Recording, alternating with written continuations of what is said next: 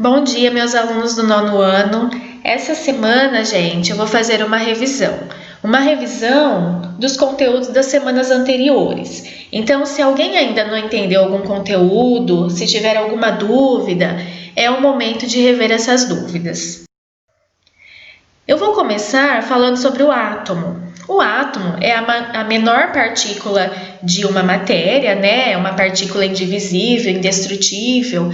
E o átomo está presente em todo tipo de material. Podemos dizer que toda matéria é formada por átomos.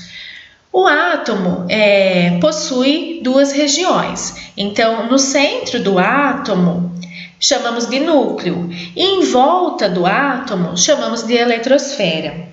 Então, essas duas regiões, núcleo e eletrosfera, o átomo possui. No núcleo estão presentes as partículas positivas, que chamamos de prótons. E na eletrosfera estão presentes as partículas negativas, que chamamos de elétrons. Esses elétrons estão distribuídos em camadas, as chamadas camadas eletrônicas, que foram classificadas e designadas por algumas letras. Essas letras vão da letra K até a letra Q, né, na sequência. E cada camada possui um número máximo de elétrons que ela suporta. Então, na hora de fazer a distribuição eletrônica dos átomos ou elementos químicos, vamos usar esse número máximo das camadas. A camada K vale 2, a camada L vale 8, a camada N vale 18, a N 32, a O 32, a P 18 e a Q vale 8. Então, vamos supor o elemento químico potássio, aí no caso, que tem como número atômico 19. Se nós fizermos a distribuição eletrônica dele, vamos obter essa distribuição aí. Então, a camada K2, a L8, M8 e N1. Vocês sabem que temos que somar até chegar ao número atômico, né? 19 no caso aí. Só que tem um detalhe, a última camada não pode passar de 8. Então, na camada M, poderíamos colocar o 9 para completar o 19? Não, porque ultrapassaria o 8, né? Então, nós colocamos 8 na camada M e coloca o que falta na próxima camada. No caso, a camada N, colocaríamos 1, né? Então, essa é a distribuição do potássio. Elementos químicos, gente. Alguns elementos químicos nós encontramos na natureza, né? No solo, e outros são artificiais. Alguns são extraídos das rochas também, né? Os elementos químicos são representados por símbolos, que são letras. E esses símbolos são baseados no nome de origem do elemento químico, no caso, no latim. Os elementos químicos são formados por letras. Então, quando é somente uma letra, é letra maiúscula. Se for duas letras, a primeira é maiúscula e a segunda é minúscula.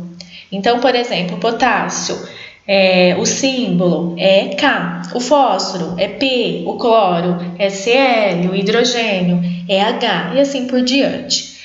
Íons. Um átomo se torna um íon quando ele perde ou ganha elétrons para se tornar estável.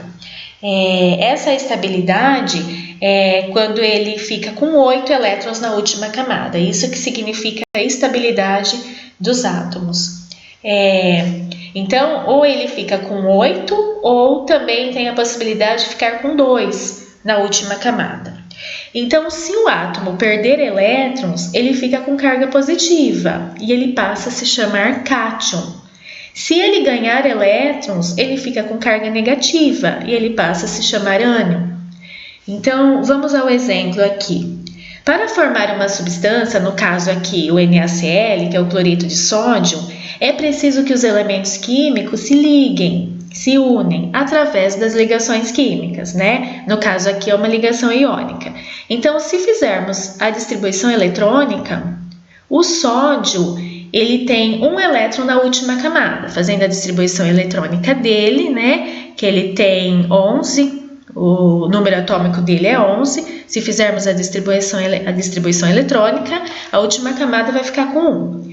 Então, ele vai perder um elétron, ou seja, ele vai doar um elétron para o cloro, que tem 7 elétrons na última camada. Então, quando ele doa, o cloro fica com 8. Né? E o sódio fica com 8 na última camada também, porque ele está doando um elétron. Então, o sódio fica com carga positiva, porque ele está perdendo elétron, e o cloro fica com carga negativa, porque ele está ganhando elétron. E assim, eles se ligam e formam uma substância química. Tabela periódica. A tabela periódica é dividida em períodos ou linhas horizontais e em famílias ou colunas, que são as linhas verticais. Cada família tem um nome específico. No caso, a família 1A são todos metais alcalinos. Então, a família 1A é chamada metais alcalinos. A família 2A, metais alcalinos terrosos. Por quê? Porque são elementos químicos encontrados no solo, por isso terrosos. A família de 3 a 12, só que no caso vai ser B, né? É chamada metais de transição. Todos os de cor laranja, gente, são não metais. A família 7A é a família do boro. A família... a família 3A é a família do boro. A família 4A é a família do carbono. Família 5A, família do nitrogênio. Reparem que é o nome do primeiro elemento químico aí da coluna. A família 6A já não vai ser mais, por exemplo, família do oxigênio. Aí tem um nome específico. É a família dos calcogênios. A família 7A é a família dos halogênios. E a 8A é a família dos gases nobres. Substâncias. Substâncias podemos definir como um material formado por um único tipo de componente, seja uma molécula ou um elemento químico. Então, por exemplo, a substância água, a substância gás cloro, gás hidrogênio. Então, a substância é formada por um único tipo de componente. As substâncias podem ser classificadas em simples e em compostas. A simples é formada pelo mesmo elemento químico. Por exemplo, o gás hélio, o gás hidrogênio, o gás oxigênio é só um elemento químico, independente da quantidade de átomos, que é esse número que está ao lado do símbolo do elemento químico. Mas é só um elemento químico. A composta já vai ser formada por 2 ou mais elementos químicos. No caso, o gás carbônico é formado pelo carbono, elemento químico carbono, e o oxigênio. O CH4, gás metano, formado pelo elemento químico carbono e pelo elemento químico hidrogênio. O NH3, a amônia, também é uma substância composta. As misturas já vão ser formadas por 2 ou mais substâncias químicas diferentes, podendo ser simples ou compostas. As misturas são classificadas em homogêneas ou heterogêneas, né? A homogênea é quando nós não identificamos os componentes que estão presentes nela, e a heterogênea nós conseguimos identificar os componentes que estão presentes. Exemplo, o ar atmosférico, por exemplo, é uma mistura, porque é composto de vários gases. Reações químicas. A reação química é quando uma substância ou mais se transforma em outra ou produz novas substâncias. Então, quando nós observamos alguns fatores como mudança de cor, de cheiro, né, odor, aumento da temperatura, liberação de gases, então quando nós observamos esses fatores, é evidente, possivelmente ocorreu uma reação química ali.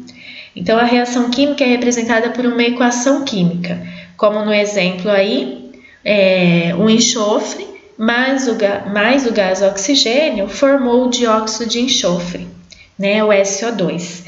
O primeiro membro nós chamamos de reagentes, que é antes da seta, e o segundo membro, depois da seta, chamamos de produtos. Pessoal, então essa foi a nossa revisão. Eu espero que tenha esclarecido alguma dúvida que ainda Tinha, né?